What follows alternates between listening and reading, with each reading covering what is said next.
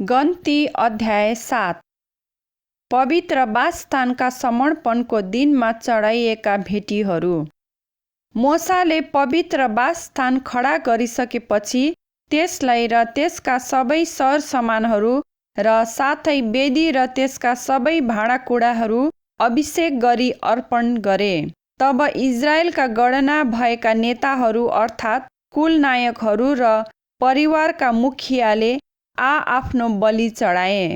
तिनीहरूले परमप्रभुको सामुन्ने 6 वटा छोपिएका गाडाहरू र 12 वटा गोरु, 2 कुलनायकका निम्ति 1 गाडा र नायकै पिछे 1 गोरुको आफ्नो बलि ल्याएर पवित्र वासस्थानको सामुन्ने प्रस्तुत गरे।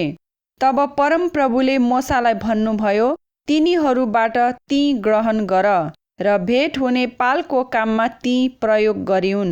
लेवीहरूलाई आफ्नो काम अनुसार ती तैले दिनु। तब मोसाले ती गाडाहरू र गोरुहरू लिएर लेवीहरूलाई दिए। 2 वटा गाडा र 4 वटा गोरु तिनले तिनीहरूको काम अनुसार गेर्सोनीहरूलाई दिए। 4 वटा गाडा र 8 वटा गोरु हारून पुजारीका छोरा इत्तमारको अधीनमा काम गर्ने मरारीहरूलाई तिनीहरूको काम अनुसार तिनले दिए। तर कहातीहरूलाई तिनले केही पनि दिएनन्, किनभने आफ्ना काँधमा पवित्र वस्तुहरू बोक्ने जिम्मेवारी तिनीहरूको थियो। वेदी अभिषेक भएको दिन कुलनायकले त्यसको अर्पण कार्यमा आफ्ना भेटीहरू ल्याएर वेदीको सामु प्रस्तुत गरे। किनकि परमप्रभुले मोसालाई भन्नुभएको थियो, वेदीका अर्पण कार्यको निम्ति हरेक दिन कुलनायकमा 1 जनाले आफ्नो भेटी चढाओस्। पहिलो दिन भेटी चढाउनेमा यहुदाको कुलका अम्मीनादाबका छोरा नहसोन थिए। तिनको भेटी यही थियो। पवित्र स्थानको सेकेल बमोजिम 130 सेकेल चाँदीको एउटा थाल, 70 सेकेल चाँदीको एउटा छर्कने बाटा, यी 2 अन्न बलिको निम्ति तेलले मुछेको मसिनो पिठोले भरिएका थिए। धूपले भरिएको 10 सेकेल सुनको एउटा धुपौरो, होम बलिको निम्ति एउटा बाछो, एउटा भेडा र एउटा 1 वर्षे थुमा, पाप बलिको निम्ति एउटा बोका र मेल बलिको निम्ति चाहिँ 2 वटा साँडे, 5 वटा भेडा, 5 वटा बोका र 5 वटा 1 वर्षे थुमा। अम्मीनादाबका छोरा नहसोनको भेटी यही थियो। दोस्रो दिन इस्साखारका कुलनायक सुआरका छोरा नतनेलले आफ्नो भेटी ल्याए। तिनले ल्याएको भेटी यही थियो। पवित्र स्थानको सेकेल बमोजिम 130 सेकेल चाँदीको एउटा थाल, 70 सेकेल चाँदीको एउटा छर्कने बाटा, यी 2 अन्न बलिको निम्ति तेलले मुछेको मसिनो पिठोले भरिएका थिए। धूपले भरिएको 10 सेकेल सुनको एउटा धुपौरो, होम बलिको निम्ति एउटा बाछो, एउटा भेडा र एउटा 1 वर्षे थुमा, पाप बलिको निम्ति एउटा बोका र मेल बलिको निम्ति चाहिँ 2 वटा साँडे, 5 वटा भेडा, 5 वटा बोका र 5 वटा 1 वर्षे थुमा। सुआरका छोरा नतनेलको भेटी यही थियो।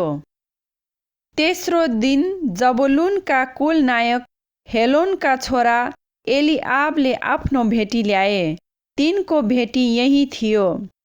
पवित्र स्थानको सेकेल बमोजिम 130 सेकेल चाँदीको एउटा थाल, 70 सेकेल चाँदीको एउटा छर्कने बाटा, यी 2 अन्न बलिको निम्ति तेलले मुछेको मसिनो पिठोले भरिएका थिए।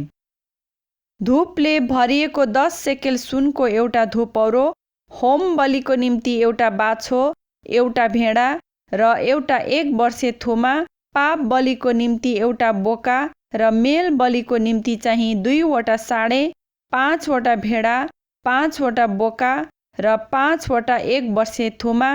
हेलोनका छोरा एलिआबको भेटी यही थियो। चौथो दिन रुबेनका कुलनायक सदेउरका छोरा एलिसुरले आफ्नो भेटी ल्याए। तिनको भेटी यही थियो। पवित्र स्थानको सेकेल बमोजिम 130 सेकेल चाँदीको एउटा थाल, 70 सेकेल चाँदीको एउटा छर्कने बाटा, यी दुवै अन्न बलिको निम्ति तेलले मुछेको मसिनो पिठोले भरिएका थिए। धूपले भरिएको 10 सेकेल सुनको एउटा धुपौरो, होम बलिको निम्ति एउटा बाछो, एउटा भेडा र एउटा 1 वर्षे थुमा, पाप बलिको निम्ति एउटा बोका र मेल बलिको निम्ति चाहिँ 2 वटा साँडे, 5 वटा भेडा, 5 वटा बोका र 5 वटा 1 वर्षे थुमा। सदेउरका छोरा एलिसुरको भेटी यही थियो। 5औं दिन सिमियोनका कुल नायक सुरीसद्दैका छोरा सलुमिएलले आफ्नो भेटी ल्याए। तिनको भेटी यही थियो। पवित्र स्थानको सेकेल बमोजिम, 130 सेकेल चाँदीको एउटा थाल, 70 सेकेल चाँदीको एउटा छर्कने बाटा, यी दुवै अन्न बलिको निम्ति तेलले मुछेको मसिनो पिठोले भरिएका थिए। धूपले भरिएको 10 सेकेल सुनको एउटा धुपौरो, होम बलिको निम्ति एउटा बाछो, एउटा भेडा र एउटा 1 वर्षे थुमा, पाप बलिको निम्ति एउटा बोका र मेल बलिको निम्ति चाहिँ 2 वटा साँडे, 5 वटा भेडा, 5 वटा बोका र 5 वटा 1 वर्षे थुमा। सुरीसद्दैका छोरा सलुमिएलका भेटी यही थियो। 6औं दिन गादका कुल नायक दुएलका छोरा एल्यासापले आफ्नो भेटी ल्याए। तिनको भेटी यही थियो।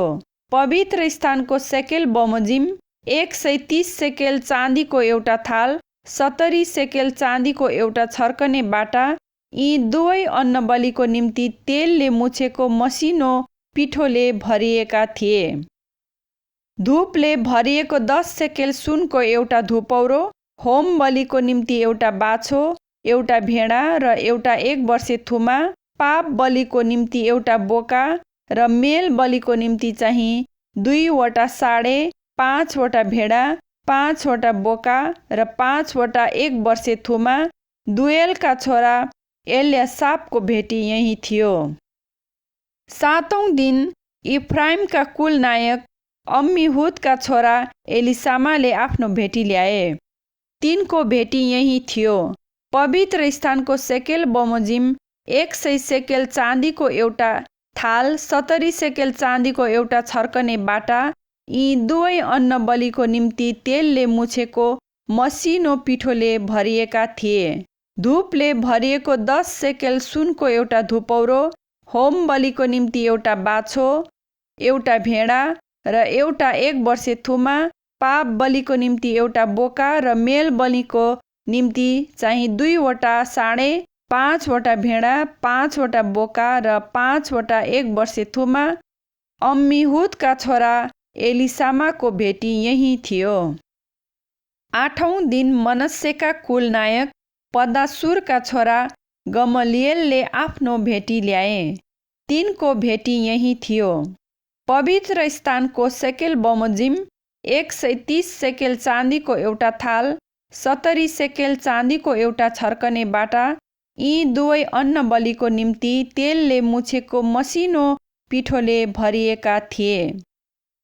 धूपले भरिएको 10 सेकेल सुनको एउटा धुपौरो, होम बलिको निम्ति एउटा बाछो, एउटा भेडा र एउटा 1 वर्षे थुमा, पाप बलिको निम्ति एउटा बोका र मेल बलिको निम्ति चाहिँ 2 वटा साँडे, 5 वटा भेडा, 5 वटा बोका र 5 वटा 1 वर्षे थुमा। पदासुरका छोरा गमलिएलको भेटी यही थियो। 9औं दिन बेन्यामिनका कुल नायक गिदेओनीका छोरा अबिदानले आफ्नो भेटी ल्याए। तिनको भेटी यही थियो। पवित्र स्थानको सेकेल बमोजिम, 130 सेकेल चाँदीको एउटा थाल, 70 सेकेल चाँदीको एउटा छर्कने बाटा, यी दुवै अन्न बलिको निम्ति तेलले मुछेको मसिनो पिठोले भरिएका थिए। धूपले भरिएको 10 सेकेल सुनको एउटा धुपौरो, होम बलिको निम्ति एउटा बाछो, एउटा भेडा र एउटा 1 वर्षे थुमा, पाप बलिको निम्ति एउटा बोका र मेल बलिको निम्ति चाहिँ 2 वटा साँडे, 5 वटा भेडा, 5 वटा बोका र 5 वटा 1 वर्षे थुमा। गिदेओनीका छोरा अबिदानको भेटी यही थियो। 10औं दिन दानका कुल नायक अम्मिसदैका छोरा अहिएजेरले आफ्नो भेटी ल्याए। तिनको भेटी यही थियो। पवित्र स्थानको सेकेल बमोजिम 130 सेकेल चाँदीको एउटा थाल, 70 सेकेल चाँदीको एउटा छर्कने बाटा, यी दुवै अन्न बलिको निम्ति तेलले मुछेको मसिनो पिठोले भरिएका थिए। धूपले भरिएको 10 सेकेल सुनको एउटा धुपौरो र होम बलिको निम्ति एउटा बाछो, एउटा भेडा र एउटा 1 वर्षे थुमा, पाप बलिको निम्ति एउटा बोका, मेल बलिको निम्ति चाहिँ 2 वटा साँडे, 5 वटा भेडा, 5 वटा बोका र 5 वटा 1 वर्षे थुमा। अम्मिसदैका छोरा अहिएजेरको भेटी यही थियो। 11औं दिन आशेरका कुल नायक ओक्रानका छोरा पगिएलले आफ्नो भेटी ल्याए। तिनको भेटी यही थियो। पवित्र स्थानको सेकेल बमोजिम 130 सेकेल चाँदीको एउटा थाल, 70 सेकेल चाँदीको एउटा छर्कने बाटा, यी दुवै अन्न बलिको निम्ति तेलले मुछेको मसिनो पिठोले भरिएका थिए। धूपले भरिएको 10 सेकेल सुनको एउटा धुपौरो, होम बलिको निम्ति एउटा बाछो, एउटा भेडा र एउटा 1 वर्षे थुमा, पाप बलिको निम्ति एउटा बोका र मेल बलिको निम्ति चाहिँ 2 वटा साँडे, 5 वटा भेडा, 5 वटा बोका र 5 वटा 1 वर्षे थुमा। ओक्रानका छोरा पगिएलको भेटी यही थियो। 12औं दिन नाप्तालीका कुल नायक एनानका छोरा अहिराले आफ्नो भेटी ल्याए। तिनको भेटी यही थियो। पवित्र स्थानको सेकेल बमोजिम 130 सेकेल चाँदीको एउटा थाल, 70 सेकेल चाँदीको एउटा छर्कने बाटा, यी दुवै अन्न बलिको निम्ति तेलले मुछेको मसिनो पिठोले भरिएका थिए। धूपले भरिएको 10 सेकेल सुनको एउटा धुपौरो, होम बलिको निम्ति एउटा बाछो, एउटा भेडा र एउटा 1 वर्षे थुमा, पाप बलिको निम्ति एउटा बोका र मेल बलिको निम्ति चाहिँ 2 वटा साँडे, 5 वटा भेडा, 5 वटा बोका र 5 वटा 1 वर्षे थुमा।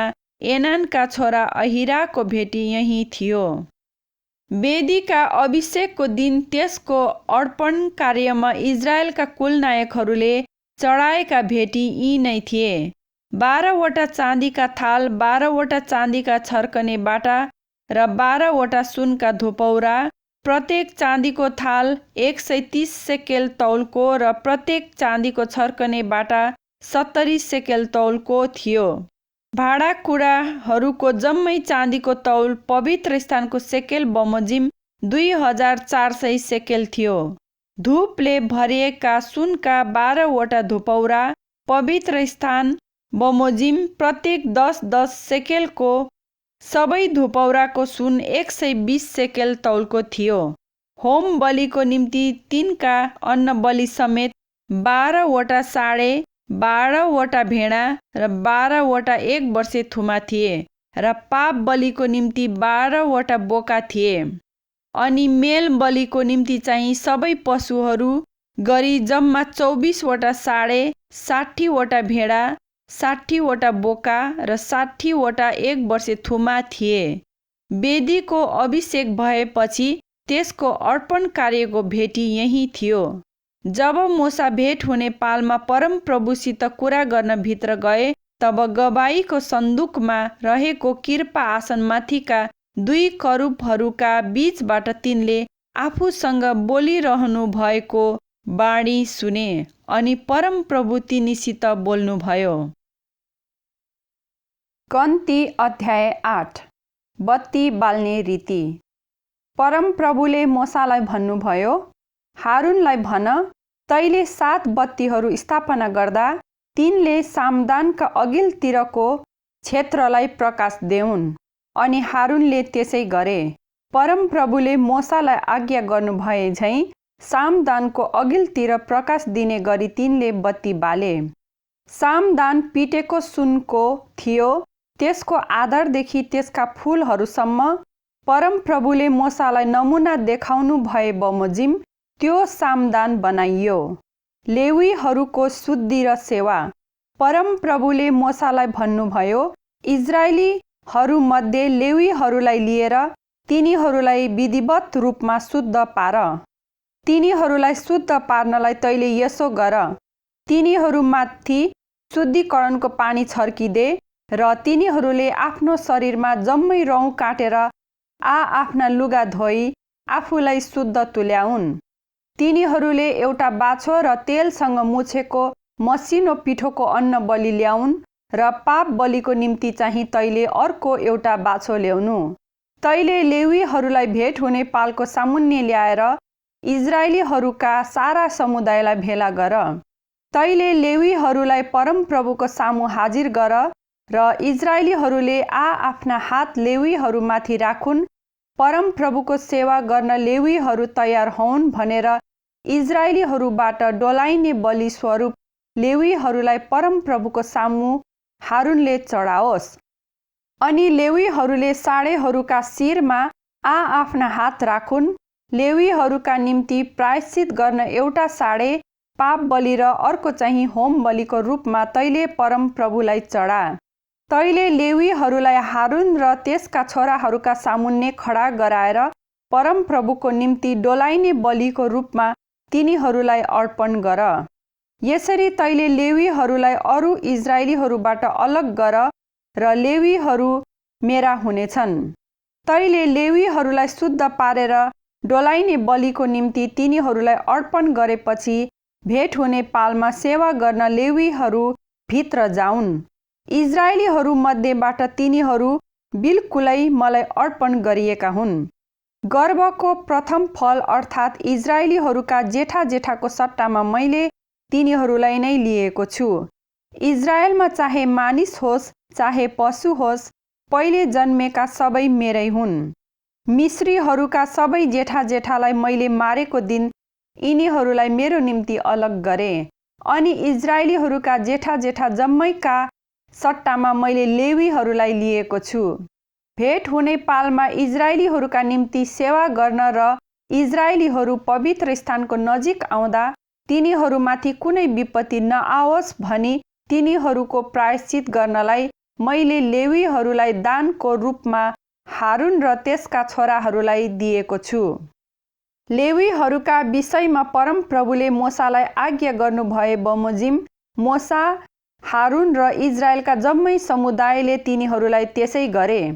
लेवीहरूले आफूलाई शुद्ध गरेर आफ्ना लुगा धोए। तब हारुनले तिनीहरूलाई डोलाइने बलिको रूपमा परमप्रभुको सामुन्ने अर्पण गरे र तिनले तिनीहरूलाई शुद्ध पार्नलाई तिनीहरूका निम्ति प्रायश्चित गरे। त्यसपछि भेट हुने पालमा हारुन र तिनका छोराहरूको अधीनमा आफ्नो काम गर्नलाई लेवीहरू भित्र गए। लेवीहरूका विषयमा परमप्रभुले आज्ञा गर्नुभए झै तिनीहरूले गरे। परमप्रभुले मोसालाई भन्नुभयो, लेवीहरूका कामबारे नियम यही हो।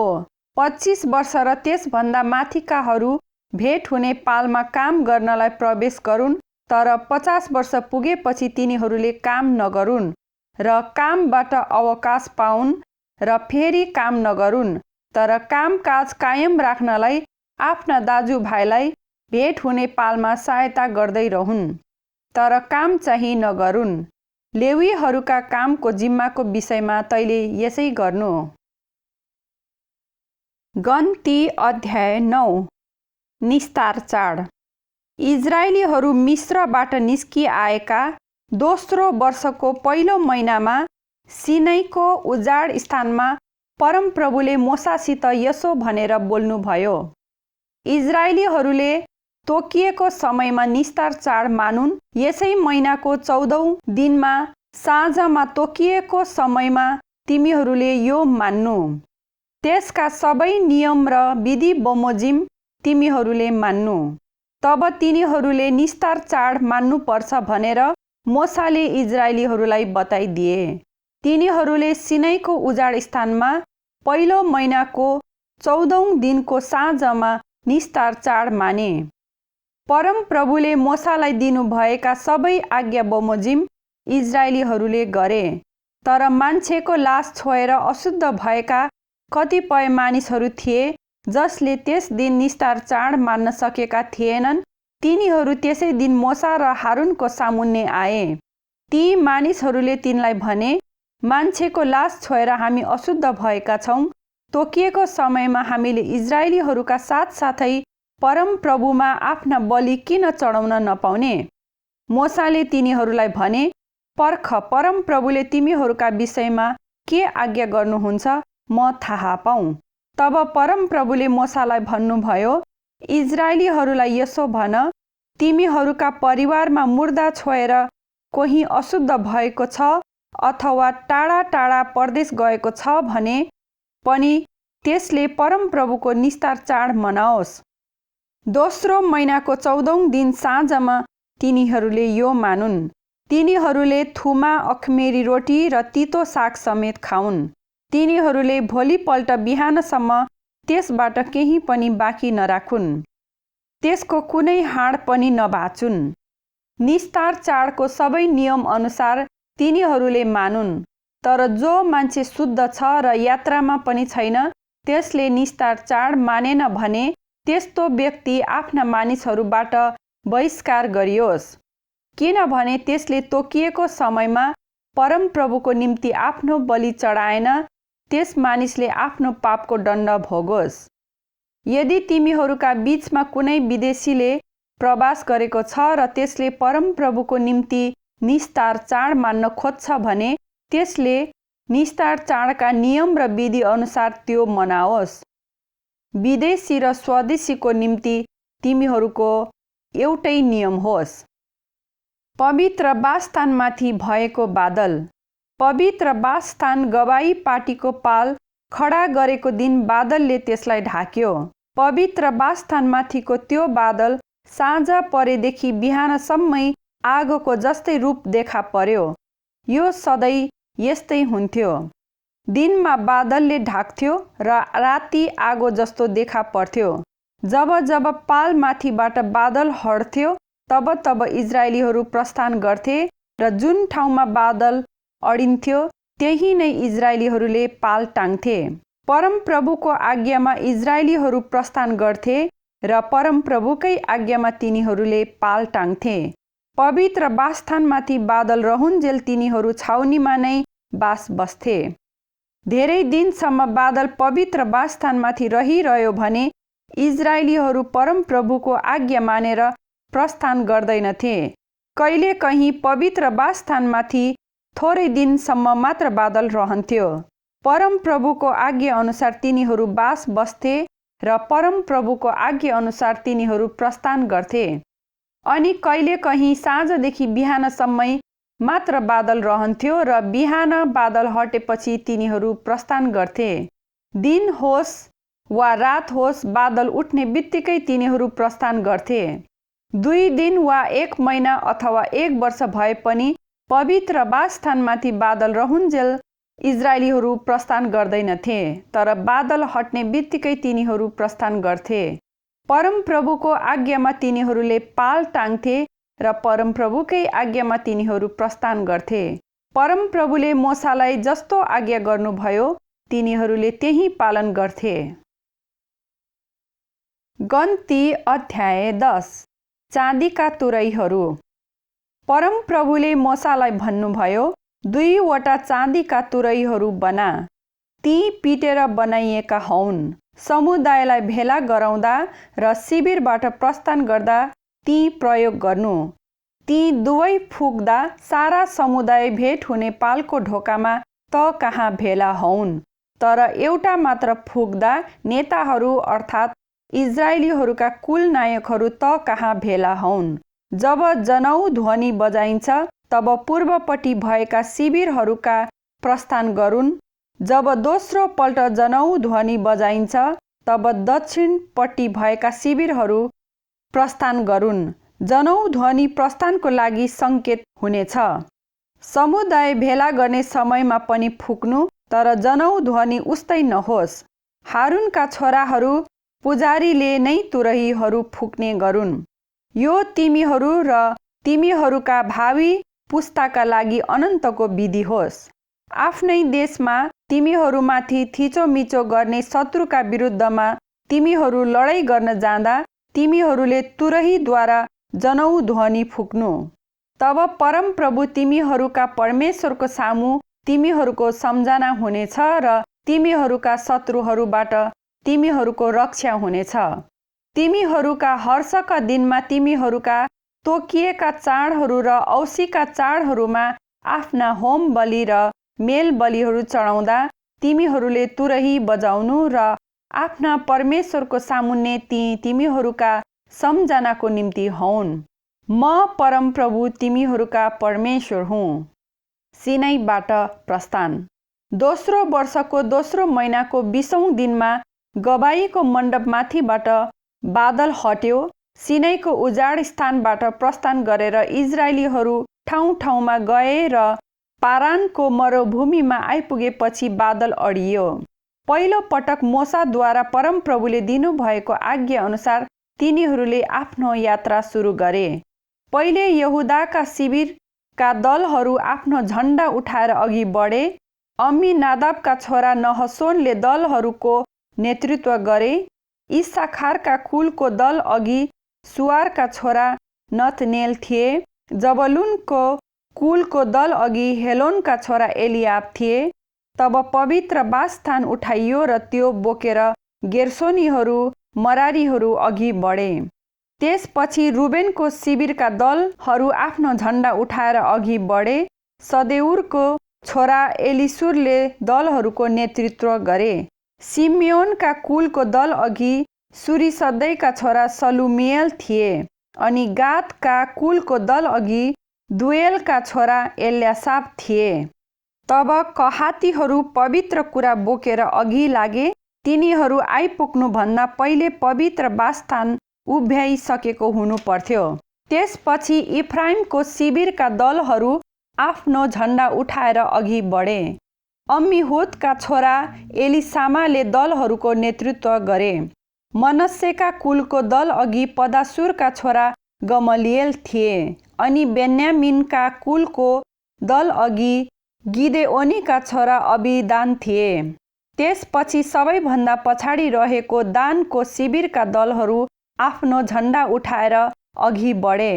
अम्मीसदैका छोरा अहिएजेरले दलहरूको नेतृत्व गरे। आशेरका कुलको दल अघि आक्रोनका छोरा पगिएल थिए। अनि नप्तालीको कुलको दल अघि एनानका छोरा अहिरा थिए।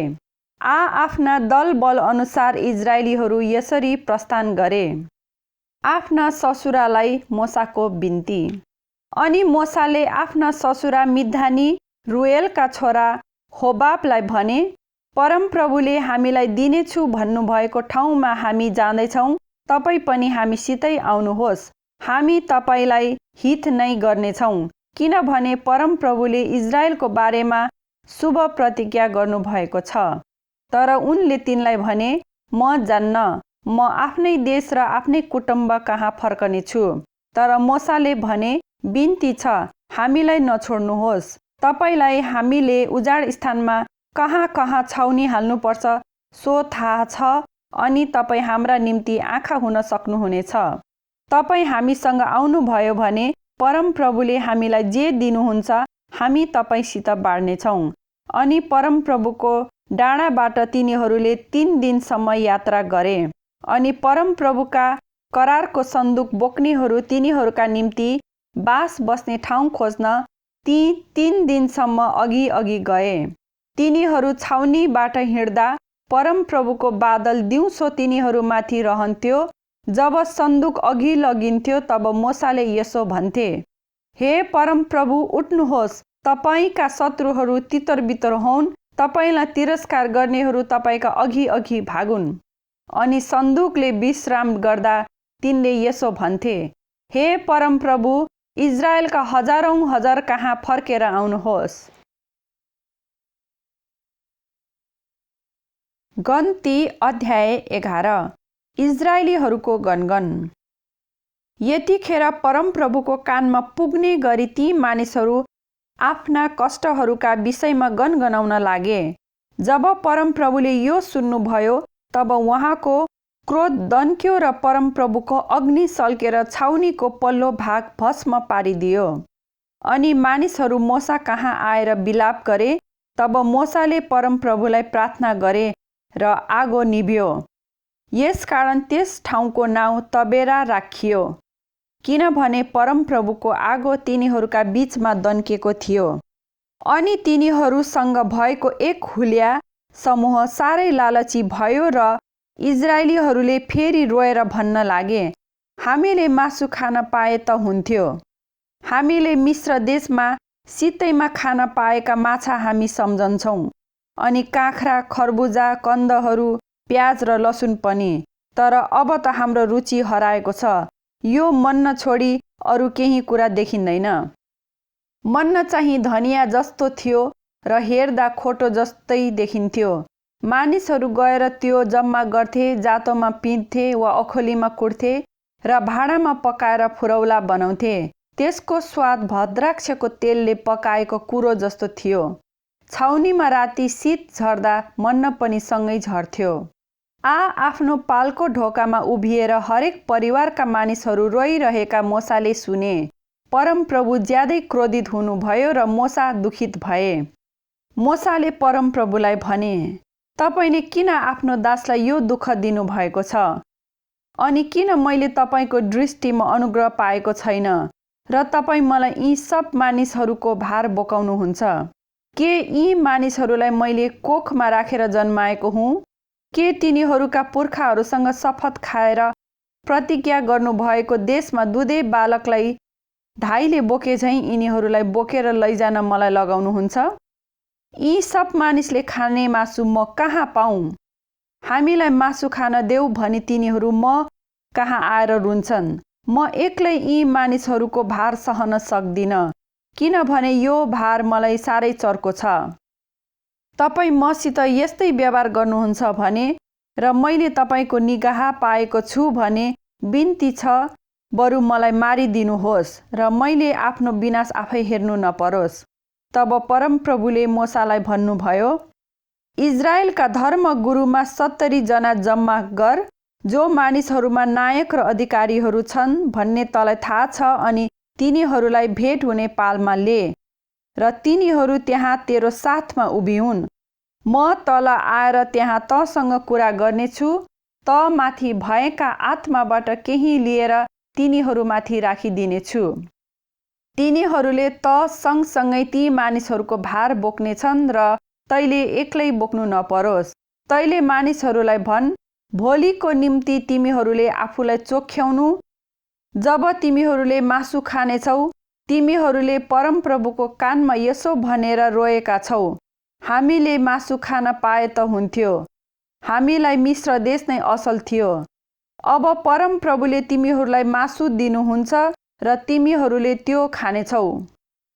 2, 4 या 10, 20 दिन मात्र होइन, तर नाकबाट निस्केर वाक्क लागेसम्म तिमीहरूले महिनाभरि त्यो खानेछौ, किनभने तिमीहरूले आफ्ना बीचमा हुनुहुने परमप्रभुलाई अस्वीकार गरेर उहाँकै सामुन्ने हामी किन मिस्रबाट निस्केर आयौं नि भनी रोएका छौ।